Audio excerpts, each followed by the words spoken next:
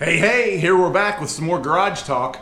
You know, there's something that's going on lately, and I want to talk to you guys about this.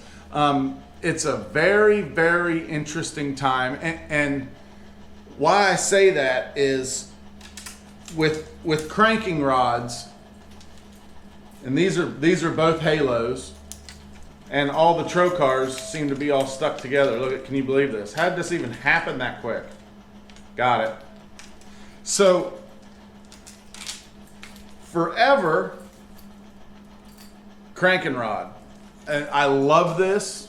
I absolutely love this rod. I've used the fiberglass and composite mix rods forever for cranking. And you know, with a cranking rod, you want that, you know, that real parabolic bend. You don't want a fast tip on it. You want that real parabolic bend, you know, so the fish gets it better with a treble hook bait.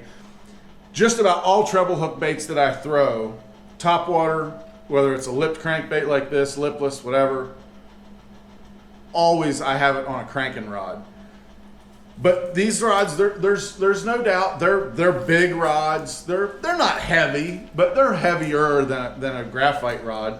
But this is what a cranking rod has always been, and I still love them, and I still use them all the time. But the folks at Halo, they have started making their new series of cranking rods. Now this one's the Black Widow series, but they make it in a couple other ones too. The new HFX series too. They're starting to make, and I think this is awesome, they're starting to make graphite, okay? Graphite cranking rods.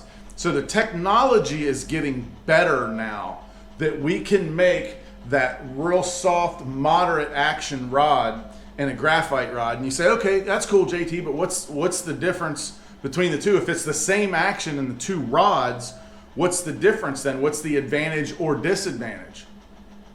Here's where that comes into play. The graphite one is a lot more sensitive. Like, you can feel a lot more stuff. A lot more things are transmitted through the rod. One of them is that now, you know, on all Halo's rods, that we always have this exposed blank. See how your fingers actually lay on the rod? We always have that exposed blank. Well, now, not only is the graphite itself, you know, it transmits all the vibrations through the rod a lot better, but you're gonna feel them even better because you have the exposed blank. And you can see here on the old Halo, see how there's no exposed blank? And I still use this rod, don't get me wrong. This is the old Halo cranking, see it's a cranking series. I still use this rod. I'm not saying don't use this rod.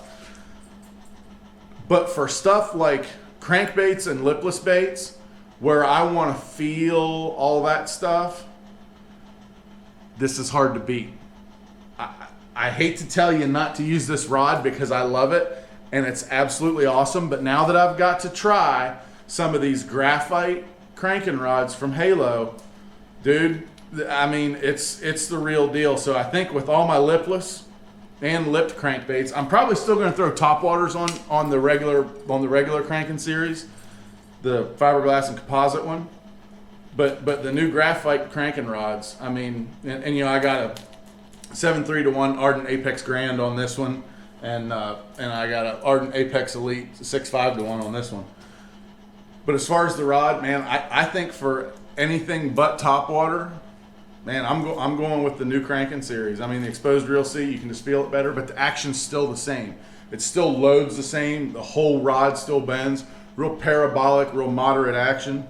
I mean, hey, technology's advanced. I was always a fan of this rod, and like I said, still am. Still going to throw topwater and stuff like that on it. But these new graphite cranking rods, man, they're tough to beat. Hey, technology moves along, so do we.